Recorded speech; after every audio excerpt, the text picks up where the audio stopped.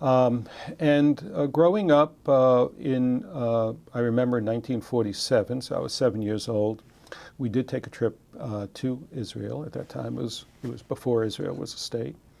And we visited my uncles and my grandfather in Israel. And I never knew my grandmother.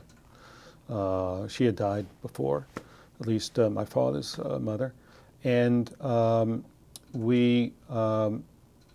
remember, the rations, and I remember the British soldiers during the Mandate, in terms of the crossings, not being allowed to go anywhere.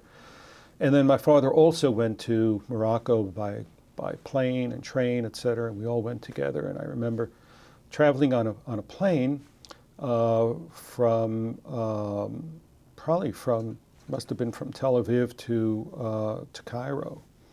And sitting next to me was an Egyptian general. And they tell me, and I sort of remember, sitting on this guy's lap trying to explain to him the rules of baseball. And so we landed in Cairo. I was really freaked out by all the beggars around the hotels, et cetera. And then we took a train to Morocco. And there I, stayed for a couple of weeks. I was very impressed by kids showing me their bullet wounds that they had, kids with bullet wounds.